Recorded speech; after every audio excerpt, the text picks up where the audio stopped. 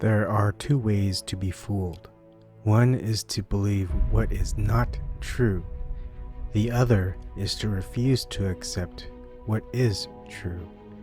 Soren Kierkegaard.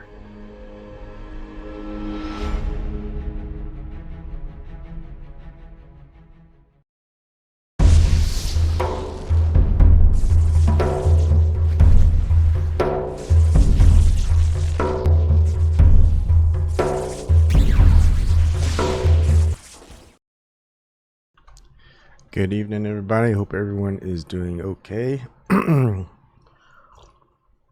gonna dispense with the usual introduction, just go right to the topic. Excuse me. So here we go.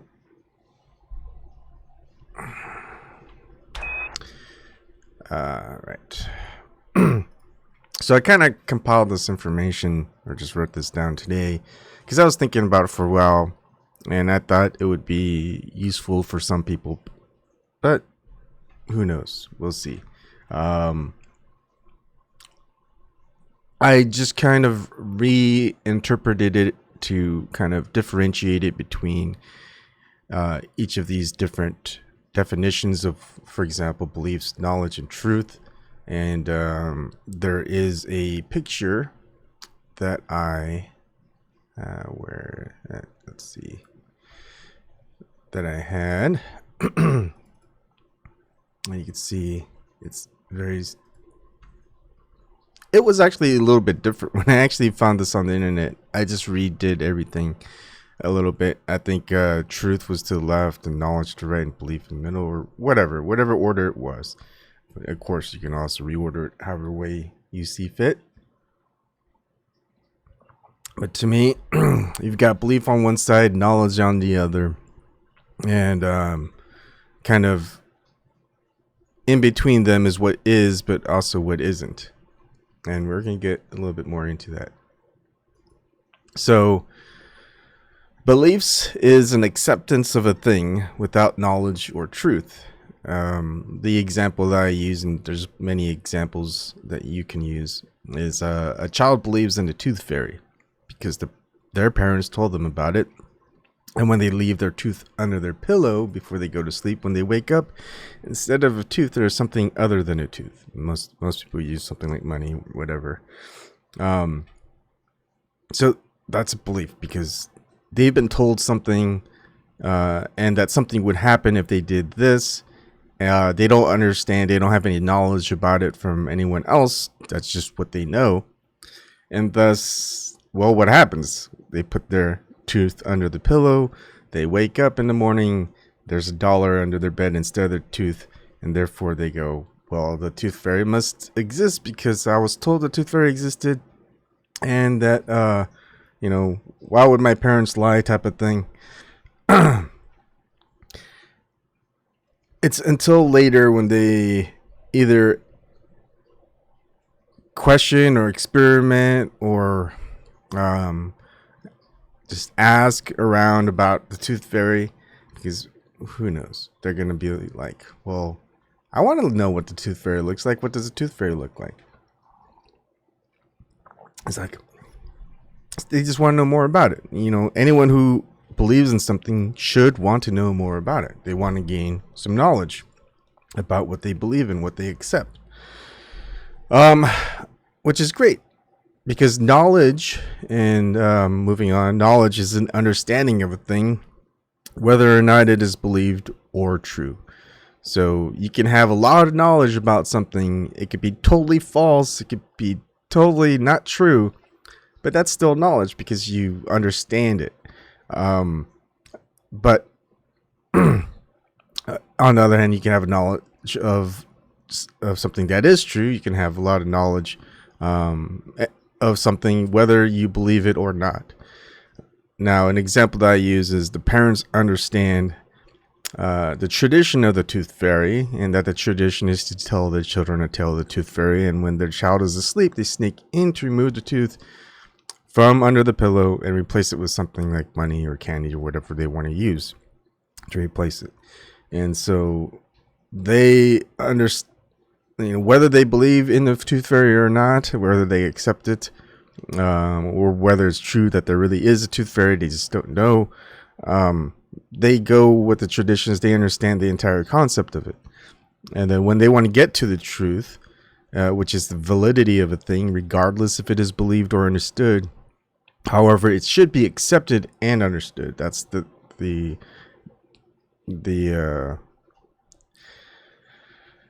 I don't know what you would call it. It's just the essential part of a truth. It's everyone should understand and believe the truth, except most people don't. They'll usually accept and understand the opposite of what the truth is, and that's because, well, they just grow up and not necessarily challenge that concept of what other people told them. Now, there's a couple scenarios that you can use within the same examples that I've been using. For example, if the child loses a tooth but doesn't tell their parents, when the child wakes up, they put their tooth under the pillow. They didn't tell their parents. I think this happened to me. When the child wakes up, there's still a tooth under the pillow. Like the parents didn't know about it, so they didn't know to put something under the pillow, and take the tooth out. So the child at that point no longer, well, it's still a question. They may still believe in the tooth fairy, but now they got a little bit more knowledge. It's like, okay, well, if I don't tell my parents about the tooth and I put it under my pillow, well, the tooth fairy doesn't seem to come. So maybe the parents, they go do something to talk to the tooth fairy and say, hey, child lost a tooth. If you want to come over, whatever, right? They'll probably still think of it that way. Eventually, they may know the truth by being told otherwise or whatever. So now on the other side, the parents, they may have an understanding of the tooth fairy, but they also may not accept it or believe it because, well, when they don't replace the tooth with something in the morning, if they know about the tooth being under the pillow, well, if they don't do anything like replacing tooth with money or whatever, there's still a tooth under the pillow in the morning. So obviously, if they don't take on the role of being the tooth fairy, well, the tooth fairy doesn't really come and do what the tooth fairy was traditionally told to do, right? So the parents know that, well, the traditional story of the tooth fairy coming in and removing a tooth and putting something in it in return doesn't really happen because, well, if they don't do it, well, nothing happens. So they know what is true in that instance, and they know that there really isn't a tooth fairy. I mean, there may be a tooth fairy, but the tooth fairy that is told in the tradition that it's told and what the tooth fairy does, that doesn't happen.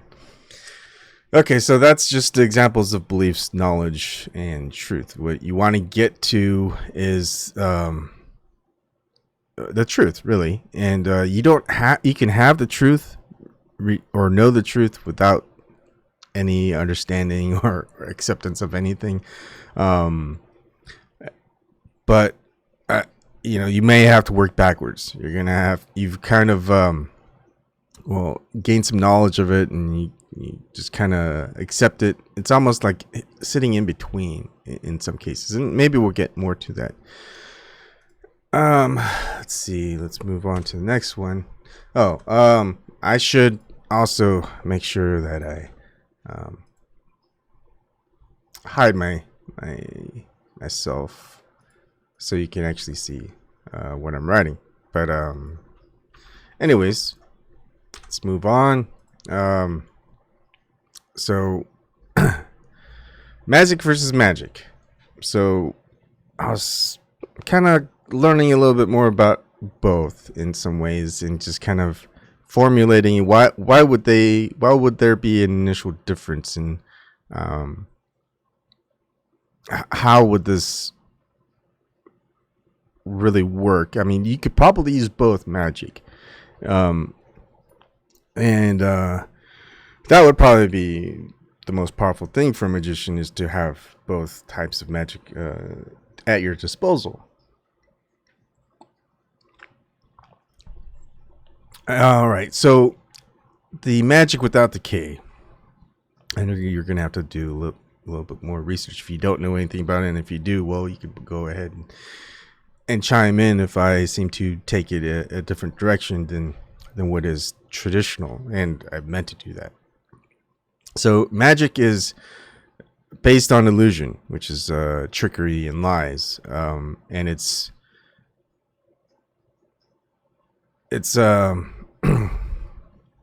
what do I say? It's used for multiple purposes. It doesn't have to be good. It doesn't have to be bad. It's just used.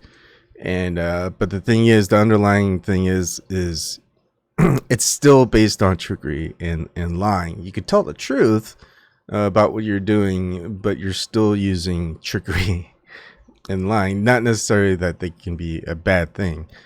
Magic, on the other hand, is based on synchronicity and coincidences. And we'll get more into how that occurs or why that occurs in a bit. But magic without the K, psychology,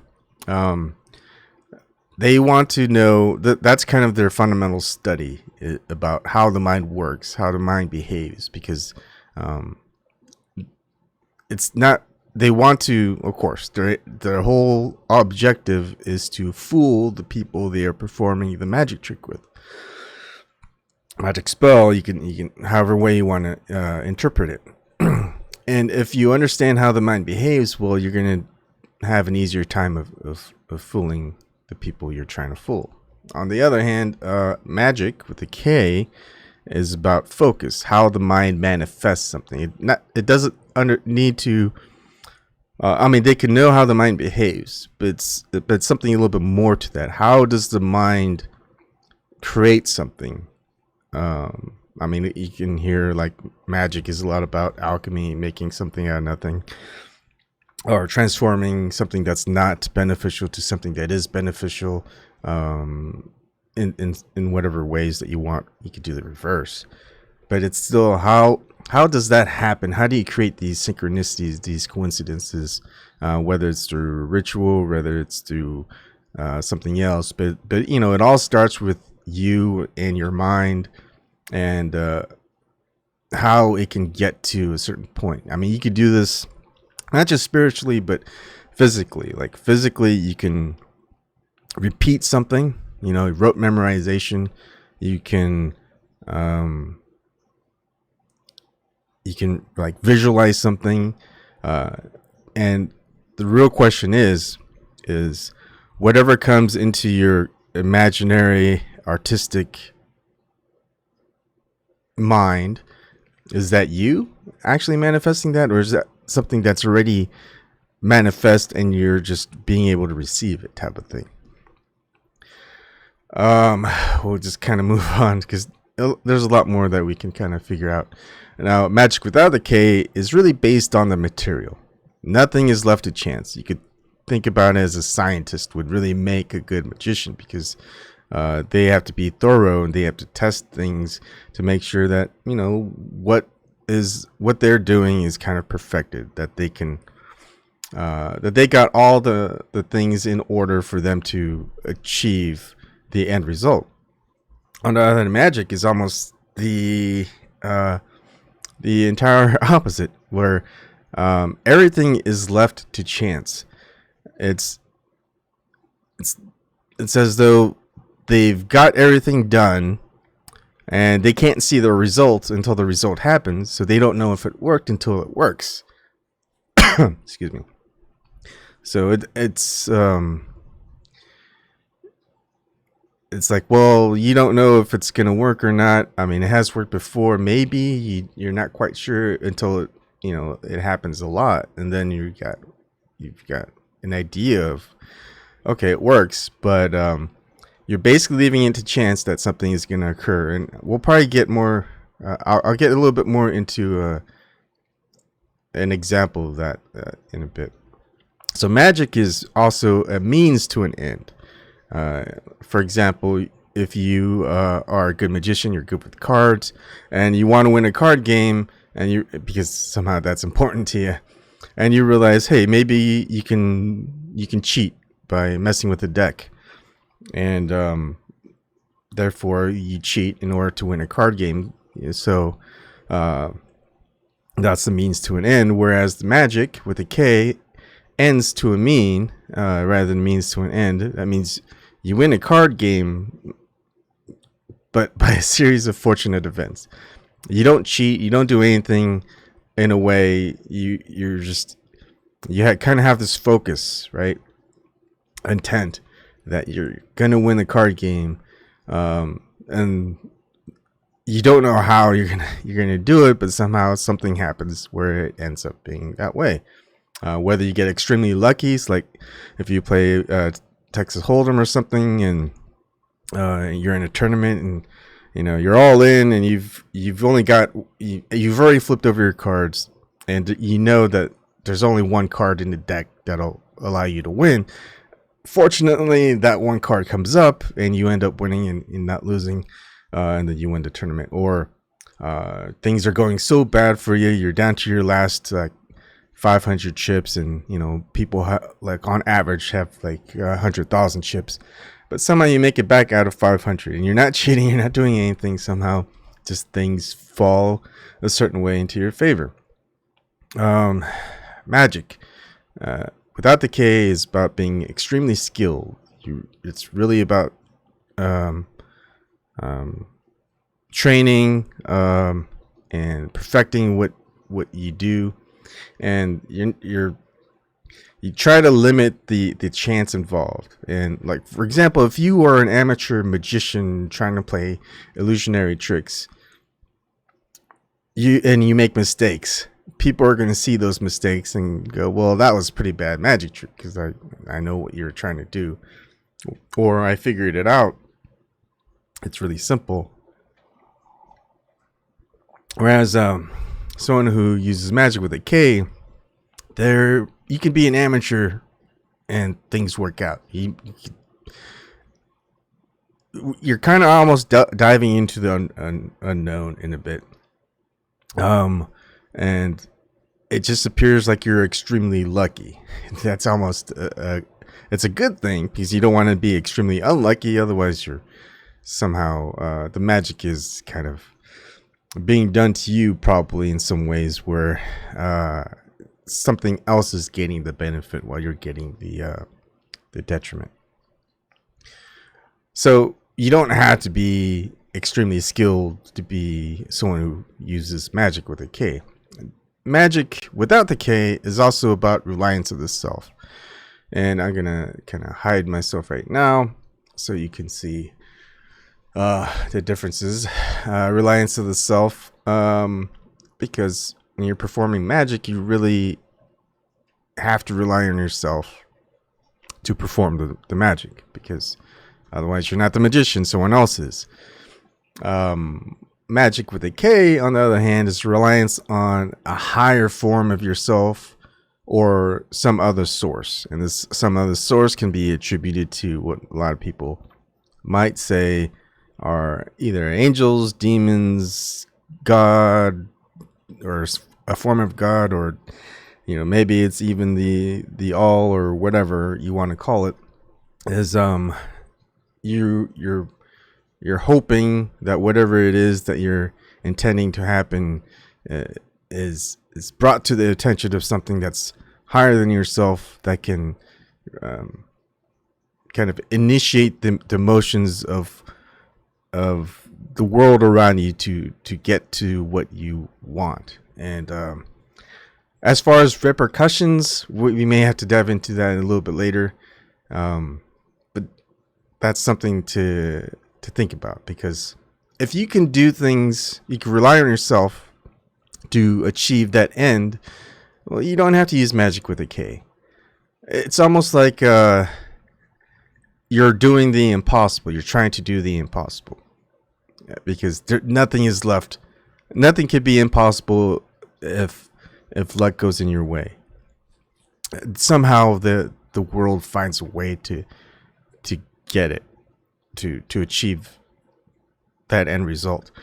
Whereas magic, you know that there's limitations. There's certain things that you cannot do because you understand that there's limits, and so you limit your possibilities. But if you want to get a little bit past that, well, you're gonna have to rely on something else, something that's maybe even divine in nature. It's unexplainable, even if scientists kind of are brought to attention of whatever's going on, well, they just leave it up to well, that was just chance. And we'll get more into that too, maybe.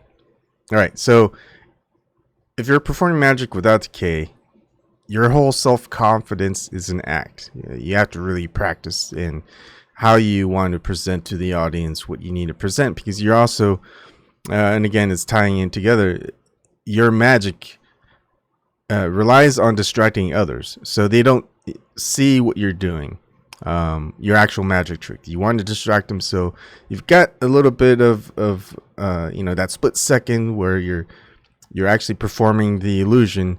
You want others focused on the distraction rather than what you're doing, whether it's telling them to look at something over in another direction, or that's why they always have typically traditional magicians perform magic tricks. They have a partner, a helper, and that's usually a attractive woman with scantily clad clothes in some ways, right?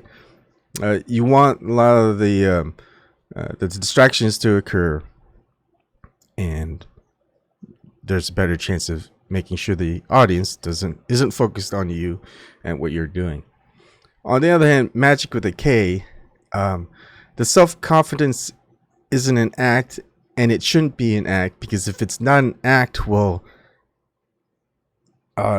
one, it's not going to work. Two, if it does work, you're in bad trouble, because you may not go through with it. You may make mistakes, but the self-confidence is, I pretty much put it as a principle, because it needs to be authentic. I would say, I could have instead said as a principle is self-confidence as, it needs to be authentic. You really have to be confident in yourself, because it has to not take fear, negative emotions, anger. You have to almost be in control of your mind, I guess you could say. Control relies on not being distracted. Whereas the magic with a K, the magician, their tool relies on distracting others. Your tool with magic with a K is not being distracted by anything that goes around you, but focused on what you're doing. And magic without the K is really about beliefs and knowledge. You want to attain a lot of knowledge, and you want others around you to just have beliefs. Excuse me. Now, if we're talking, and I'm going to talk a little bit more about magicians that aren't performing magic tricks, but they may be performing magic spells, and with or without magic with a K. Magic with a K, it's not really about beliefs, it's not really about knowledge, it's about the truth, about what really is going on, how you can see past the knowledge of others, the magic of being used by others, whether you're involved or not, but how to get out of their magic and into your own, and not have it affect you. And it's very similar to miracles, which we'll get to in a little bit. Now, for a magician, magic without a K, you could think of it as politicians. You could think of it as people behind the curtain, whether it's they have a lot of wealth, they're bankers behind the scenes, whatever it is. CIA, FBI, agents, like government agencies, secretive societies, secretive cults, whatever it is, you want people to accept the illusion, and because they don't know any better, right? You, with your self-confidence as an act, I'm not saying you, whatever, but those who are using that, those magicians, they're using their knowledge, whether it's true or not, again, to fool you into accepting whatever you tell them. So you can even have those who are high in religion the same way. They tell you exactly what God is, what God does, what you need to do, and all of these things. And basically you accept it because you realize you don't have the same knowledge as the magician. You don't know that they're a magician, but they're the magician. The politician says this is what they need to do because they know more, they have more knowledge than you or the general or whatever, and you have to accept what they have. Same thing with any type of authority, right? They usually say you want to accept what an authority figure says because they're more knowledgeable about the situation, whether it's a scientific authority, whether it's a they want to say it's an established authority. So professors, doctors, nurses, whatever. I mean, you can have more knowledge than any of those about a particular subject and not even go through the normal channels that they have, university, what have you, schools. But again, they want to use, what's that term? When you, credentials, right? Like, look, this person has more knowledge than you. This person has credentials. This person has this. This person has that. They got this, whatever. And you're like, I don't have any of those credentials, but I know more about this, and you're wrong. And here's why. And say it's something technical. So if you have a lot of good technical knowledge, someone else has credentials and supposedly more knowledge than you about it. Well, you can have a little contest. In that contest, well, you created something, you've made something much faster, much better, more efficient than the other person who should have had the knowledge to have probably put you down on your ass as far as what should have been done. And sometimes that knowledge is outdated. That person may have had credentials about something technical that was 20, 30 years ago. Well, they didn't keep up with a lot of the new stuff. Well, you've got more knowledge than them on the newer stuff, maybe not the older stuff. So their credentials can be outdated. Just imagine you can have the best, most credentialed doctor in the 1880s. Compare that person with the, not just an average doctor in the 1980s. Who's gonna actually do a better job? I would say. I think a lot of people would put their money, or whatever, put their bet on the 1980s doctor. Now, Magick with a K really isn't about, well, you can perform that on others, but it's mostly performing it on yourself so you can get to the truth of the matter. And we're going to get to the other stuff in a bit. So here we go to the next one. All right, so I could appear back. So Magick / Magick, which is, both without the K and with the K, versus miracles. Magick is about planning. Magick is about planning or manifesting occurrences, whereas it would not naturally occur. So whether it's a magic trick, it's not going to occur naturally in nature. So you have to create it, plan for it. If you're a magician trying to plan an illusion to people about something like we need a politician, right? They go, we need this, and they need to have this in order for it to work. And so naturally they would not achieve that without asking for it in some ways. Basically, it's a lot of planning involved. They have to trick people into giving them something in order for them to give something back. Whatever it is, it doesn't have to be politicians. Same thing with banking, with loans, money, whatever. Now, Magick with a K, I would say it's more about manifesting these occurrences where it wouldn't actually happen. For example, if you want to say, I would like to see these birds appear in this nest. So because you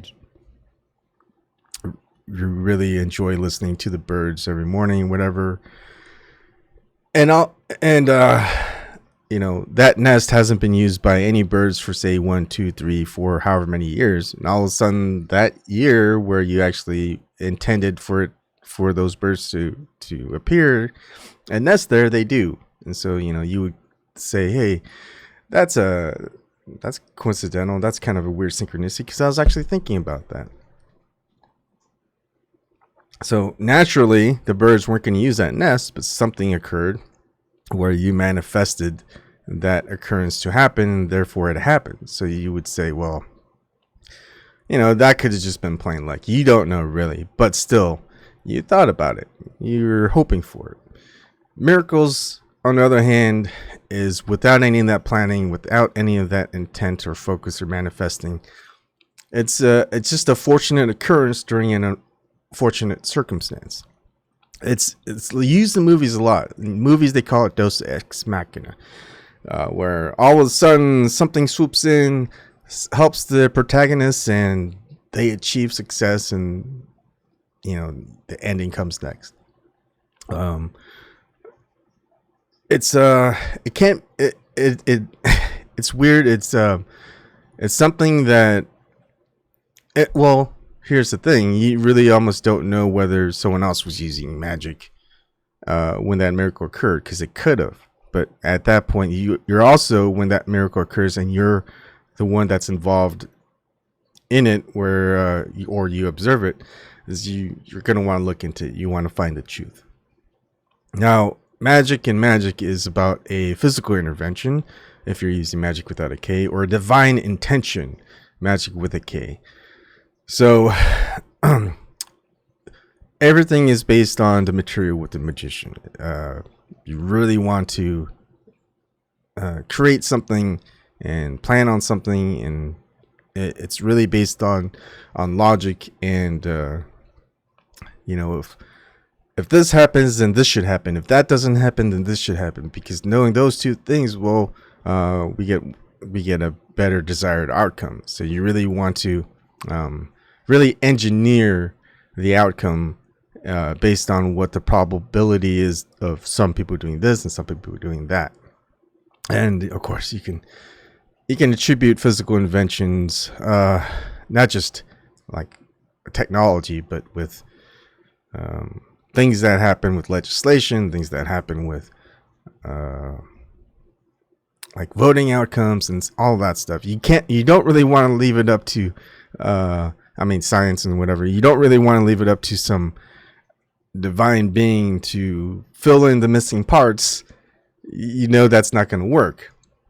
Now, on the other hand, Magick with a K, it's you really are intending something divine to kind of come in and figure things out for you in a way, right? You're asking for it, you're praying for it, whatever, and we're going to get more to that. Whereas miracles, where it's rather than in a physical invention or a divine intention, it's a divine intervention. It was not planned or manifested. It was spontaneous. It occurred, and it would be like an anomaly. It's just something weird that science may not explain. It may be something that, you can't explain because, you weren't even thinking about that outcome happening or whatever, or the result. Excuse me. So most people would call it a divine intervention because it's just too weird, too unexplainable. It's incredibly lucky, or incredibly one of those, planned or intended, whatever. But you weren't the one that initiated the whole outcome of that intervention. Magick / magic with a K. Origin of outcome can be explained. Well, for a magician, it's pretty easy because you should have planned the entire thing, and the outcome is basically the fruit of what you planned. Whereas the magician, or the magic with a K, you can explain it in some way because you were really wishing, hoping, asking, intending for that to happen, and it happened. And you could say, well, I was really hoping this happened, but you really didn't.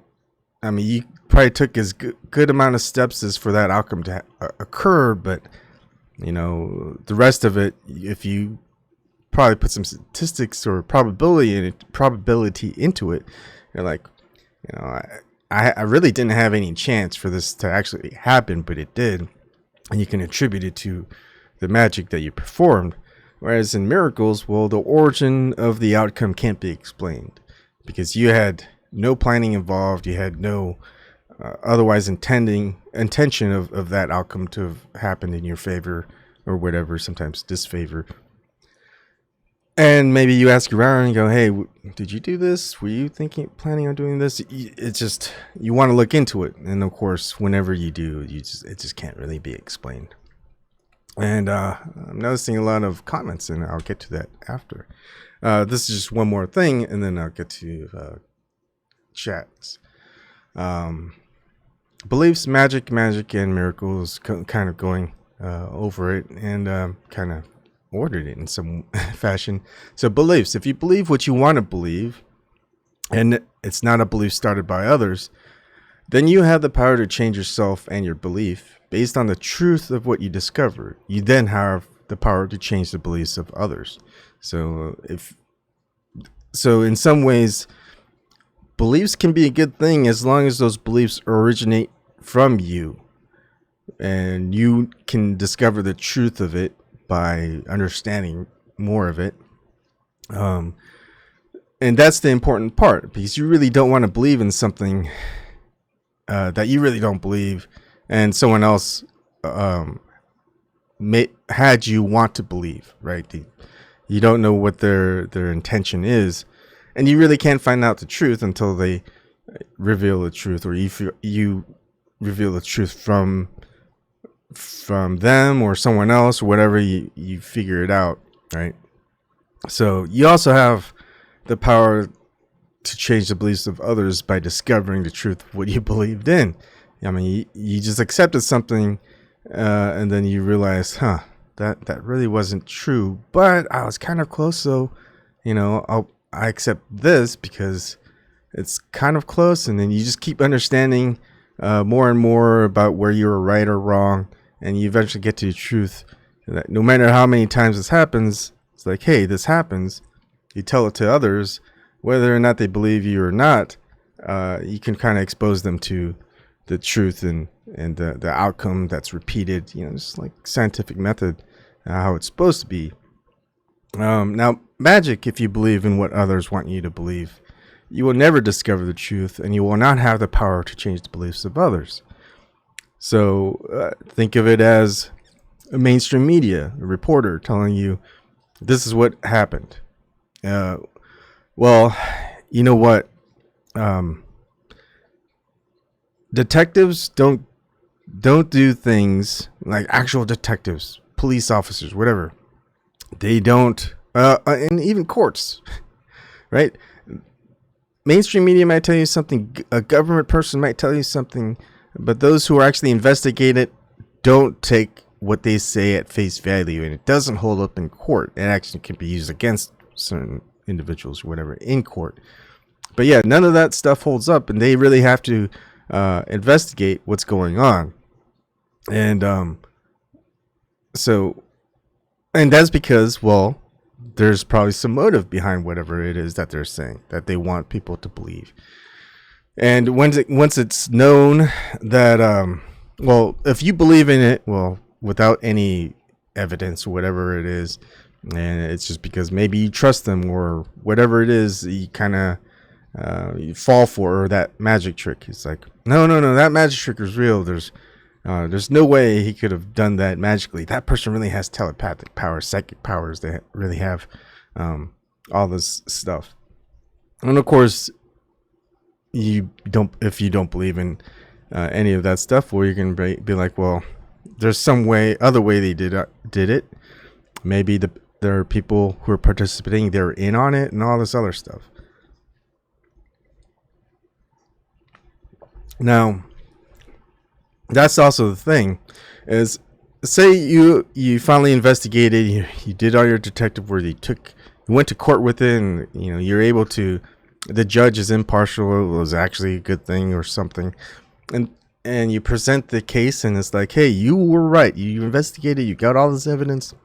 Now the people, they accepted what the other people were saying, regardless of what the course outcome was and whatever. They still have that belief. They still have that acceptance in the belief what others wanted them to believe.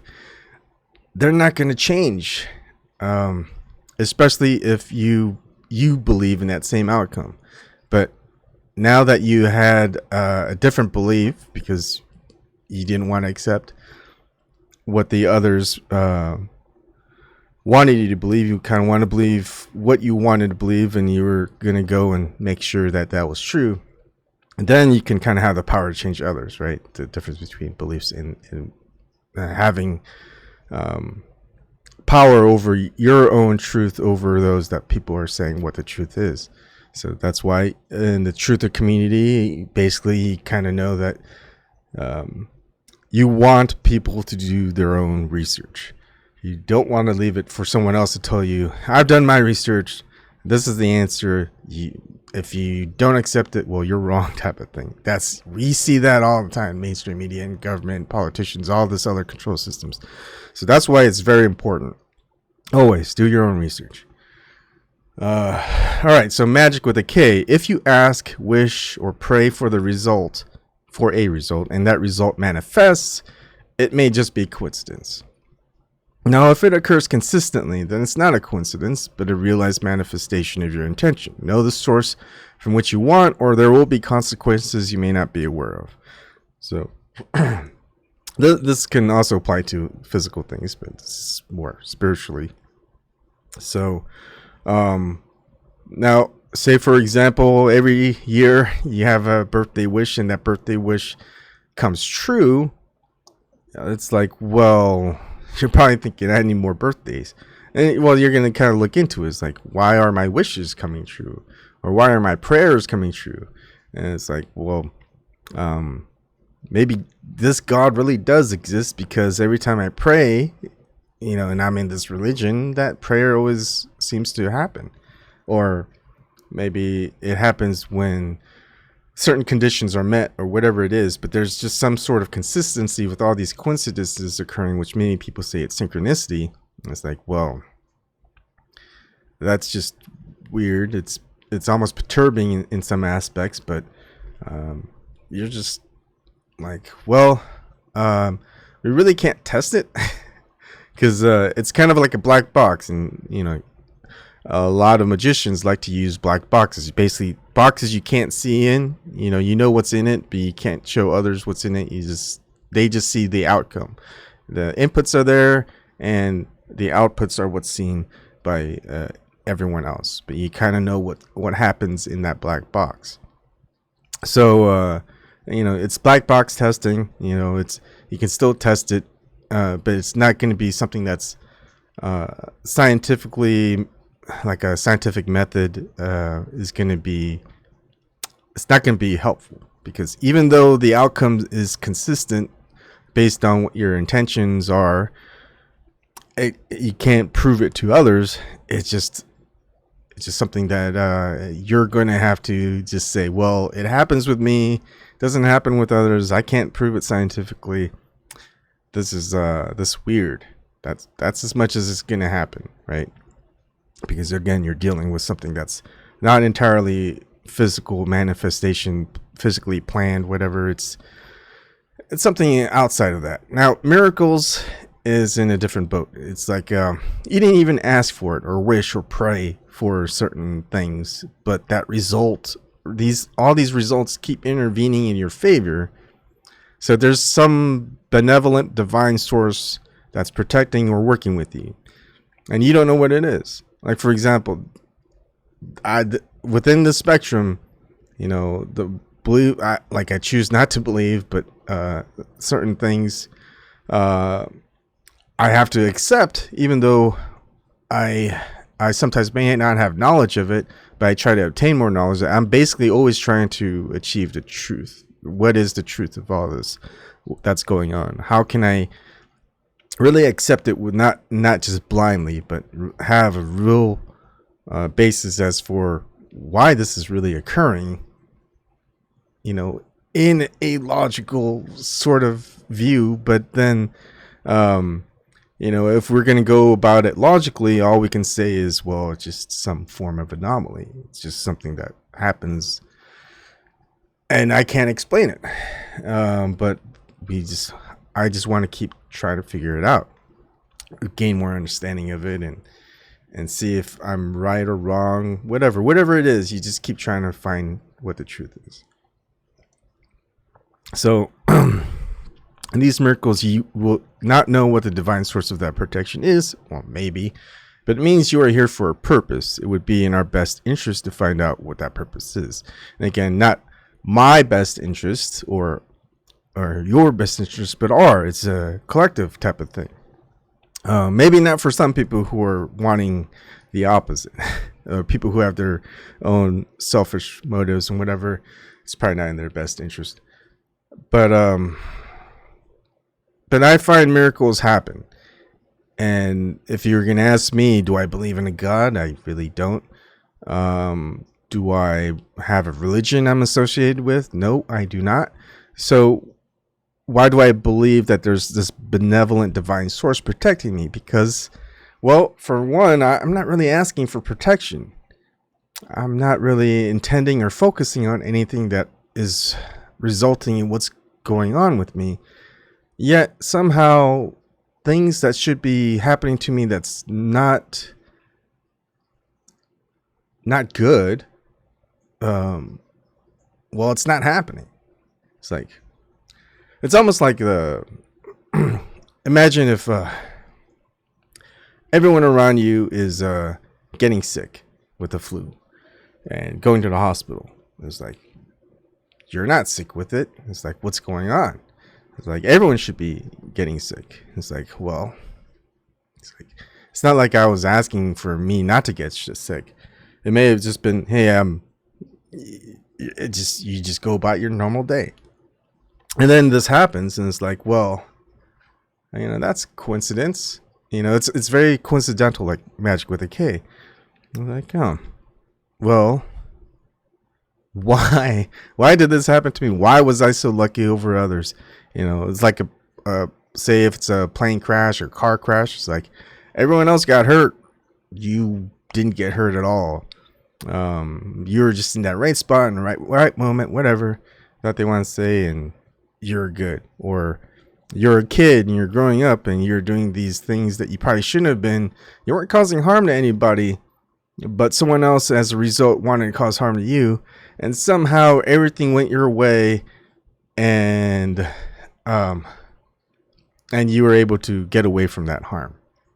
That was kind of like a miracle in some ways. Or you fell into water that was freezing, where you couldn't swim out of, you couldn't get out of because there's just ice, and somehow someone happened to be around to see that happening and help you out of that situation.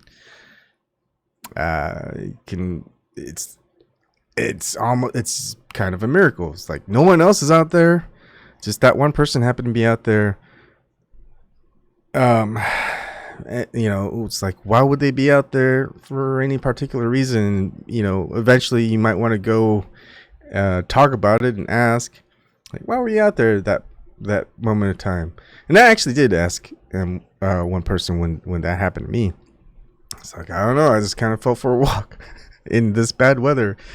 So these miracles happen, and therefore, sometimes you can't figure out why or who's behind it or what's behind it, but that happened, and therefore you have to know that there's a purpose for that to have happened to you. And what's that purpose? You have to figure it out. You want to figure it out.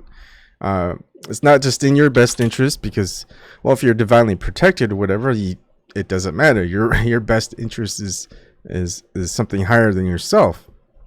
So you don't really have to worry about it. But obviously, there's a reason for it, and that reason isn't a self-motivated reason. Just like I don't know. I just have to attribute it to that because, well, I don't know. That's just it. Anyways.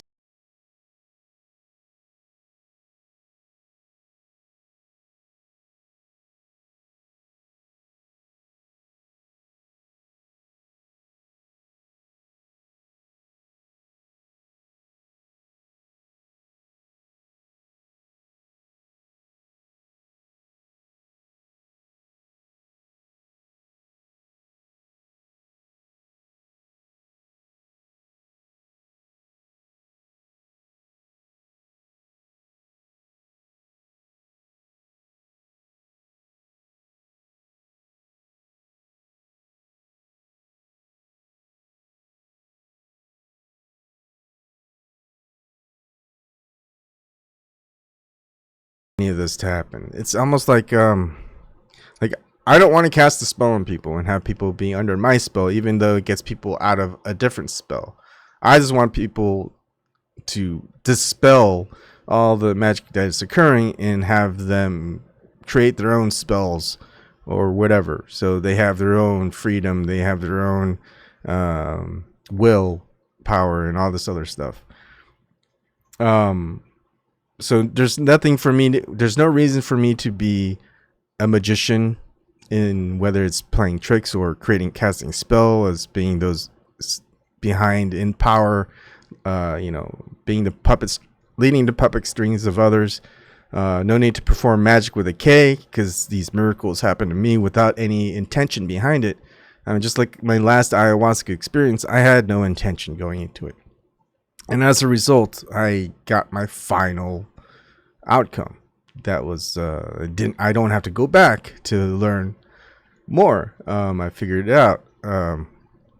And it's so I don't need to perform magic with a K as well, because I don't need to ask or wish or pray for end result. The end result seems to manifest, intervene in my favor. Maybe not the way that I may want it, because it would be nice to be comfortable in whatever journey I'm having.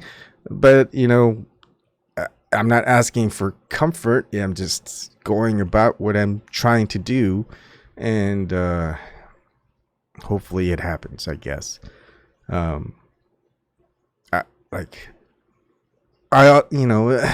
It's difficult. If I did perform magic and really get good into it and whatever, is like, well, what's going to be the repercussions of it, and how can we trust these divine entities or divine sources, whether it's your higher self or not, to do what it is that's good, if you like to be in that duality. And, I'm not talking about good, evil. I'm talking about just good. I don't know how to explain that. A lot of these things I can't really explain, and that's the whole point, is trying to get to the point where we can explain it, but we may never explain it, because however long we've been in whatever this thing called reality is, no one else has kind of really figured it out and done what was supposed to be done to not get to the point where we're at now. Or maybe it has been, who knows, right? It's just kind of all up to just and big unknown.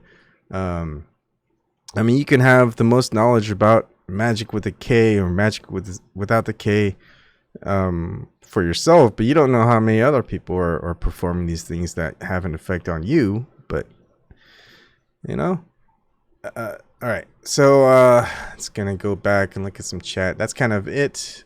Sorry, I kind of really go longer than I do. All right. So let's look at some of the. I'm starting from the very back. If I can, let's see. Okay. All from YouTube. Garden Gnome, haven't seen you in a while. I kind of had it. Well, weird that you showed up on this one. Some people create tulpas as a form of higher self. Here. If I do this, you guys can see. Alright, maybe you guys can't. Never mind. Bonifacio Rios. Fortune tellers, very broad answers. Garden Gnome, using oracles, etc. is about waking up parts of your mind which allow one to realize certain patterns, either consciously or unconsciously. This can allow one to predict events, etc. I could understand that. You should only use oracles for your own benefit. You would have to know someone very well for it to be any use when applying it to someone else. Palm readers, beneficial Rios, palm readers would fall under what? Using tarot cards. Robert K. Ray appeared like magic. Oh, it's probably talking about this Zoom thing. Garden, I wouldn't trust someone else to read tarot, etc. for me. The point is to open one's own mind up to patterns. I like that. Good idea. Garden, the symbolism contained in tarot cards, etc., is reflective of a deeper understanding of human nature that developed over hundreds of years, maybe longer. In that sense, it's like old religious texts. Yeah. Plain truth. How are you doing today? I burst a cloud today. The plain truth. What does that mean? Oh, he goes, I also watched a movie called Moon. It's great sci-fi. I watched that when it came out in movie theaters. It was good. I like it. That guy's a good actor. Also has some interesting occult stuff behind it too, if you really look. All right, Robert P. Russell Brand used to say he's always looking for signs. Maybe seeking is part of the magic. Yeah, seek signs, but based on where you're looking for those signs, you may have a better understanding of what you're working with, what those what is trying to work with you, whether it's in nature or if it's things in like technology. I really don't see signs in technology. It's usually nature. But yeah, whatever it is that you find these signs, it's based on where you're looking to find those signs. And interesting. Magic seems very material, physical, like you said. Magic that's without K. Magic with a K seems almost astral, divine, spiritual. Yes, that's kind of where I see it. And Bard Gnome, it's hard to tell what the nature of time actually is too. I'm sure that it is impossible to perceive other moments in time. Moments in time and space, that is, things we shouldn't be able to perceive according to common knowledge. Beneficial Rios, our mind seems to not age or stays in a certain period of time, or the body perceives time differently. Robert P. I've heard things that defy people's horoscope or destinies. This is an example of divine intervention. But yeah. Garden Gnome, at Beneficial Rios, our perception of time is very odd. It's not consistent. Go stand in a corner for 5 minutes, it would seem like an hour. Go to sleep, time gets very weird then. I don't believe anything else. TYT confirms. That's funny. Yeah, I remember getting high on marijuana for, I don't know, I think I've done it 3 or 4 times. But time's definitely weird there. And ayahuasca, time is definitely odd there. But, you know, even when you're not on some psychedelics, time can seem to be faster or slower than it is And not just that. I mean, time could be just as it normally is, but certain things have it so you're just reacting to the things that are in motion uh, just as fast as it's occurring. And it's like, wow, you didn't realize you could think or move that fast, but you can. John C. Oddity, high, subconscious, accept nothing real or not, go back to your childhood. Garden Gnome. Accepting that some things are unknowable is simply part of maturing, in my opinion. I gave up on God, never quit on the Creator. Jesus Christ was real, man proven. John C. Oddity. Strange things. Okay. Strange things do happen. Found an old paycheck I didn't cash today. Freaking miracle. Garden, we can speculate about it, of course. Yeah, I agree. Robert P. Who is the magician that makes the grass green? Seeking is the magic. Robert P. What if seeking causes things to happen, like the saying, when the disciple is ready, the master appears? Yeah, I mean, I also think of it as, you know how in, excuse me, whether, I think it was a philosopher, but I think it's attributed to science, is the observation of a thing, changes what is being observed. So when you're observing something,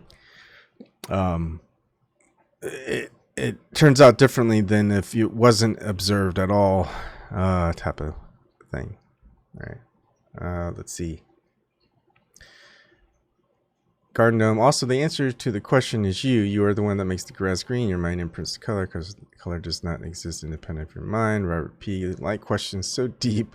Anyways, there's a lot of good thing that you guys are commenting, talking with each other too. Anyways, that's really it. I mean, yeah, I think a lot of it is based on what you want to find out more about, find the answers to.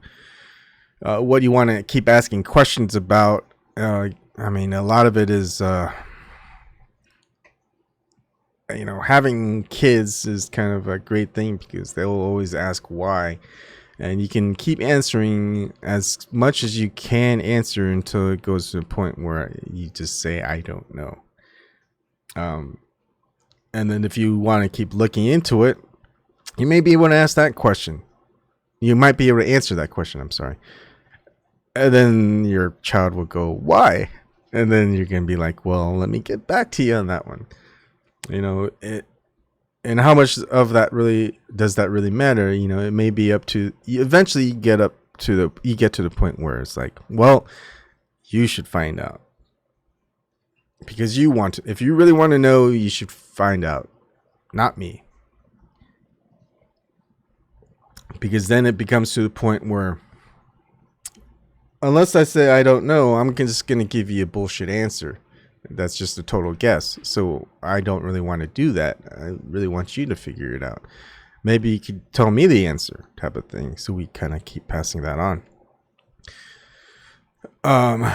But it's like, for me, as far as like the synchronicity, coincidences, the ayahuasca experience kind of opened me up to those and the signs that are involved. Finding out who I am, what my higher self wants me to be. Right, that's just a personal thing, not just personal, but like we are collective, not just a massive collective. It's a intimate collective. The purpose, though, as far as like what I'm here to do, that's still a mystery to me. I think once I figure it out, of course, I'm just gonna probably focus on it. But there really hasn't been much to focus on aside from just making sure my family is ready, I guess. My kids and stuff like that, and helping out my wife. So that's like the primary task. Secondary tasks is just, I guess, working on myself and kind of getting others to to the same point where I might be if I'm a little bit ahead of them, or maybe I'm a little bit further back, who knows. But we need to bounce things off of each other of just kind of truth, and asking questions and figuring out answers. And there's so many things that philosophers say, or just people in general. It's like, you may not have the keys to your own destiny, but someone else may, and you may have the keys to theirs. And if we just work alone, you may not ever get that destiny to happen. And that's why we aren't alone in this world. It's not like reality has it so that you're the only person in the world. And well, one, that would be boring, and two, that would be too easy. So therefore there's so many of us. So it's exciting because you never know who you're going to meet. And it's difficult because you don't know who you're going to meet you can trust that can help you, type of thing. And but can you imagine that when you do find someone you can trust and help them out and they help you out, it's almost a miracle. Because of all the people that are around the world that can do that, don't, and that will do it, it's just so few. It's awesome, and that's why it's that intimate, and not like a sexual intimacy, whatever. Just an intimate connection, it's like a familial or friendly type of connection. Is so important. Anyways, that's it. Everyone, hope you guys are well. I'll see you another time, and thank you for joining me tonight.